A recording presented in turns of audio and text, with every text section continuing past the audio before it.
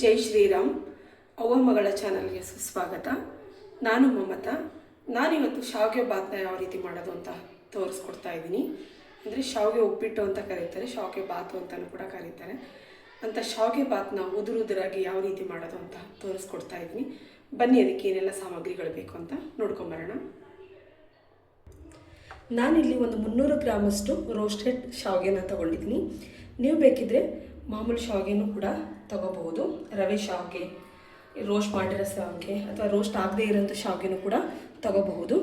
ಹಾಗೆ ಕರಿಬೇವು, ಒಂದು ಅರ್ಧ ನಿಂಬೆಹಣ್ಣು, 1 ಟೀ ಸ್ಪೂನ್ ಉದ್ದಿನಬೇಳೆ, 1 ಟೀ ಸ್ಪೂನ್ ಕಡಲೆಬೇಳೆ, ಸ್ವಲ್ಪ ಕಡಲೆ ಬೀಜ, ಒಂದು 10 ಗೋಡಂಬಿ, ರುಚಿಗೆ ತಕ್ಕಷ್ಟು ಉಪ್ಪು, ಒಂದು ಅರ್ಧ ಟೀ ಸ್ಪೂನ್ ಜೀರಿಗೆ, ಒಂದು ಅರ್ಧ ಟೀ ಸ್ಪೂನ್ ಸಾಸಿವೆ, ಖಾರಕ್ಕೆ ಅನುಗುಣವಾಗಿ ಹಸಿರು ಮೆಣಸಿನ್ಕಾಯಿ, 1-2 ಟೇಬಲ್ ಸ್ಪೂನ್ ಎಣ್ಣೆ, ಸ್ವಲ್ಪ ಅರಿಶಿನ,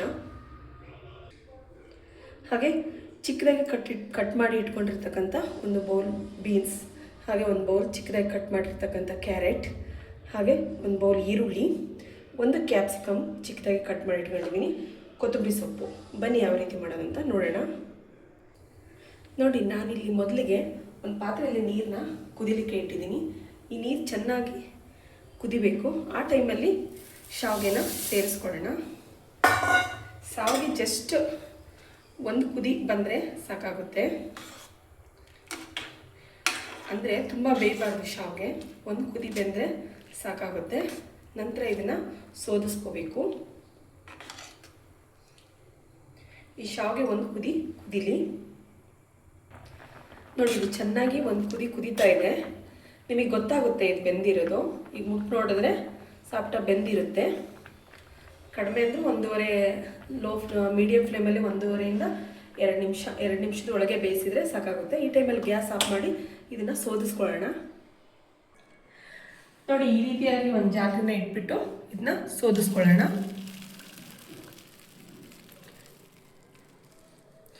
ಸೋದಿಸ್ಕೊಂಡ್ಬಿಟ್ಟು ಜಸ್ಟ್ ಒಂದು ಗ್ಲಾಸ್ನಷ್ಟು ಮೇಲ್ಗಡೆ ಸ್ವಲ್ಪ ತಣ್ಣೀರನ್ನ ಹಾಕೋಣ. ಯಾಕೆಂದರೆ ಮತ್ತೆ ತುಂಬ ಸಾಫ್ಟ್ ಆಗಿಬಿಡುತ್ತೆ, ಆ ಕಾರಣಕ್ಕೆ. ನೋಡಿ, ಈಗ ಶಾವಿಗೆ ರೆಡಿಯಾಗಿದೆ. ಈಗ ಒಂದು ಕಡಾಯಿನ ಬಿಸಿಗಿಟ್ಬಿಟ್ಟು ಎಣ್ಣೆನ ಸೇರಿಸ್ಕೊಳ್ಳೋಣ. ಈ ಎಣ್ಣೆ ಚೆನ್ನಾಗಿ ಕಾಯ್ದ ನಂತರ ಕಡಲೆ ಬೀಜ ಹಾಗೂ ಗೋಡಂಬಿನ ಫ್ರೈ ಮಾಡ್ಕೋಬೇಕು. ನೋಡಿ, ಈಗ ಎಣ್ಣೆ ಚೆನ್ನಾಗಿ ಬಿಸಿ ಆಗಿದೆ. ಈ ಟೈಮಲ್ಲಿ ಕಡಲೆ ಬೀಜನ ಸೇರಿಸ್ತಾ ಇದ್ದೀನಿ. ಸ್ವಲ್ಪ ಕಡಲೆ ಬೀಜ ಕಲರ್ ಚೇಂಜ್ ಆಗಬೇಕು. ನೋಡಿ, ಈಗ ಕಲರ್ ಚೇಂಜ್ ಆಗ್ತಾ ಇದೆ. ಈ ಟೈಮಲ್ಲಿ ನಾವು ಗೋಡಂಬಿನ ಸೇರಿಸ್ಕೊಳ್ಳೋಣ. ಇದೆರಡನ್ನೂ ಚೆನ್ನಾಗಿ ಫ್ರೈ ಮಾಡಿಕೊಂಡು ಹಾಕ್ಕೋಬೇಕು. ನೋಡಿ, ಕಡಲೆ ಬೀಜ ಮತ್ತು ಗೋಡಂಬಿ ಚೆನ್ನಾಗಿ ಹುರಿದಿದೆ. ಈಗ ಇದನ್ನ ಒಂದು ಬೌಲ್ಗೆ ತೆಗೆದಿಟ್ಕೊಳ್ಳೋಣ. ಇದೇ ಎಣ್ಣೆಗೆ ಸಾಸಿವೆ, ಹಾಗೆ ಜೀರಿಗೆ, ಕಡಲೆಬೇಳೆ, ಉದ್ದಿನಬೇಳೆ ಇದೆಲ್ಲವನ್ನು ಸೇರಿಸಿ ಸ್ವಲ್ಪ ಕಲರ್ ಚೇಂಜ್ ಆಗೋವರೆಗೂ ಫ್ರೈ ಮಾಡ್ಕೊಳ್ಳೋಣ. ನೋಡಿ, ಸ್ವಲ್ಪ ಕಲರ್ ಚೇಂಜ್ ಆಗಬೇಕು.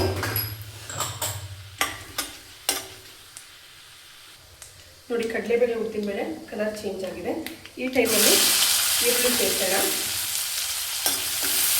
ಹಾಗೆ ಚೆನ್ನಾಗಿ ಮಿಕ್ಸ್ ಮಾಡೋಣ. ಸ್ವಲ್ಪ ನಂತರ ಹಸಿರು ಮೆಣಸಿನಕಾಯಿ, ಹಾಗೆ ಕರಿಬೇವು ಎಲ್ಲವನ್ನು ಸೇರಿಸಿ ಚೆನ್ನಾಗಿ ಮಿಕ್ಸ್ ಮಾಡೋಣ. ಈರುಳ್ಳಿ ಸ್ವಲ್ಪ ಬೇಯಬೇಕು,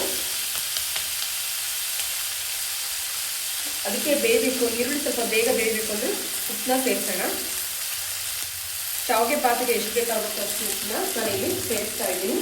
ಉಪ್ಪನ್ನ ನೋಡ್ಕೊಂಡು ಸೇರಿಸಿ, ಹಾಗೆ ರುಚಿಗೆ ಅರಿಶಿನ ಸೇರಿಸ್ತಾ ಇದ್ದೀನಿ. ಒಂದು ಅರ್ಧ ಟೀ ಸ್ಪೂನ್ ಅರಿಶಿನ ಸೇರಿಸ್ತಾ ಇದ್ದೀನಿ. ಉಪ್ಪು ಕಡಿಮೆ ಆದರೆ ಇದು ಆ್ಯಡ್ ಮಾಡ್ಕೋಬೋದು, ಜಾಸ್ತಿ ಆಗಿಬಿಟ್ರೆ ಕಷ್ಟ. ಅದಕ್ಕೆ ಉಪ್ಪನ್ನ ನೋಡಿ ಸೇರಿಸ್ಕೊಡಿ. ಈ ಟೈಮಲ್ಲಿ ತರಕಾರಿಗಳನ್ನು ಸೇರಿಸ್ತಾ ಇದ್ದೀನಿ. ಕ್ಯಾರೆಟು, ಬೀನ್ಸು, ಕ್ಯಾಪ್ಸಿಕಮ್ನ ಇದು ಸ್ವಲ್ಪ ಫ್ರೈ ಆದ ನಂತರ ಸೇರಿಸ್ಕೊಳ್ಳೋಣ. ಯಾಕಂದರೆ ಕ್ಯಾಪ್ಸಿಕಮ್ ಬೇಗ ಬೆಂದ್ಕೊಂಡ್ಬರುತ್ತೆ. ಹಾಗಾಗಿ ಈ ತರಕಾರಿ ಒಂದು 2 ನಿಮಿಷಗಳ ಕಾಲ ಚೆನ್ನಾಗಿ ಬೆಂದ್ಕೊಳ್ಳಿ. ಈಗ ಲಿಡ್ನ ಕ್ಲೋಸ್ ಮಾಡಿ ಒಂದು 2 ನಿಮಿಷಗಳ ಕಾಲ ಬೇಯಲಿಕ್ಕೆ ಬಿಡೋಣ. ಲಿಡ್ನ ಕ್ಲೋಸ್ ಮಾಡಿಬಿಟ್ಟು ಮೀಡಿಯಮ್ ಫ್ಲೇಮಲ್ಲಿ ಒಂದು 2 ನಿಮಿಷಗಳ ಕಾಲ ಬೇಯಲಿ. ನೋಡಿ, ಈಗ ಒಂದು 2 ನಿಮಿಷಗಳ ಕಾಲ ಚೆನ್ನಾಗಿ ತರಕಾರಿ ಬೆಂದ್ಕೊಂಡಿದೆ. ಈ ಟೈಮಲ್ಲಿ ನಾವು ಕ್ಯಾಪ್ಸಿಕಮ್ನ ಸೇರಿಸೋಣ. ಕ್ಯಾಪ್ಸಿಕಮ್ನ ಸೇರಿಸಿ ಜಸ್ಟ್ 1 ನಿಮಿಷಗಳ ಕಾಲ ಬೆಂದ್ಕೊಂಡ್ರೆ ಸಾಕು. ಚೆನ್ನಾಗಿ ಮಿಕ್ಸ್ ಮಾಡಿ ಮತ್ತೆ ಲಿಡ್ನ ಕ್ಲೋಸ್ ಮಾಡಿ 1 ನಿಮಿಷಗಳ ಕಾಲ ಮೀಡಿಯಮ್ ಫ್ಲೇಮಲ್ಲಿಟ್ಟು ಬೇಯಲಿಕ್ಕೆ ಬಿಡೋಣ. ನೋಡಿ, ಈಗ ತರಕಾರಿ ಎಲ್ಲ 1 ನಿಮಿಷಗಳ ಕಾಲ ಚೆನ್ನಾಗಿ ಬೆಂದ್ಕೊಂಡಿದ್ದೆ. ಈ ಟೈಮಲ್ಲಿ ಇದಕ್ಕೆ ಸೋಸ್ಕೊಂಡಿಟ್ಕೊಂಡಿರ್ತಕ್ಕಂಥ ಶಾವಿಗೆನ ಸೇರಿಸೋಣ. ಹಾಗೆ ಈ ಶಾವಿಗೆನ ನಿಧಾನಕ್ಕೆ ಮಿಕ್ಸ್ ಮಾಡಬೇಕು. ನಿಧಾನಕ್ಕೆ ಮಿಕ್ಸ್ ಮಾಡ್ಕೊಳ್ಳೋಣ.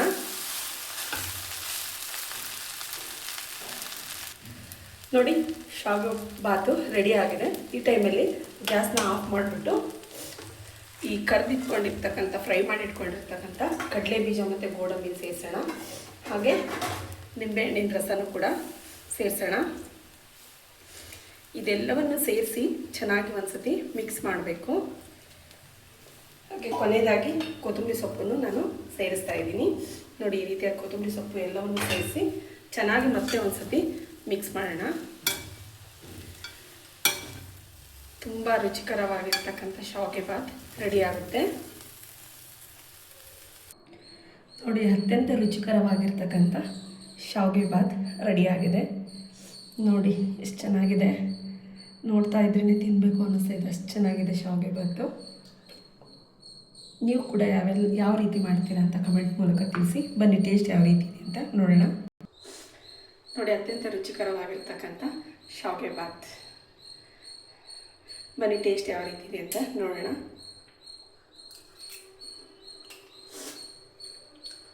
ತುಂಬ ಚೆನ್ನಾಗಿದೆ, ಉದುರದ್ರಾಗಿ ಅಷ್ಟೇ ರುಚಿಕಟ್ಟಾಗಿಯೂ ಇದೆ. ಯಾರೆಲ್ಲ ನಮ್ಮ ಚಾನಲ್ನ ಹೊಸದಾಗಿ ನೋಡ್ತಾ ಇದ್ದೀರಾ, ಪ್ಲೀಸ್ ಸಬ್ಸ್ಕ್ರೈಬ್ ಮಾಡಿ. ಹಾಗೆ ವಿಡಿಯೋನ ಕೊನೆವರೆಗೂ ನೋಡಿ, ಲೈಕ್, ಶೇರ್, ಕಮೆಂಟ್ ಮಾಡಿ. Thank you for the watching. Next ವಿಡಿಯೋದಲ್ಲಿ ಮತ್ತೆ ಸಿಗ್ತೀನಿ ಹೊಸ ರೆಸಿಪಿಯೊಂದಿಗೆ. ನಾನು ನಿಮ್ಮ ಮಮತಾ. Thank you.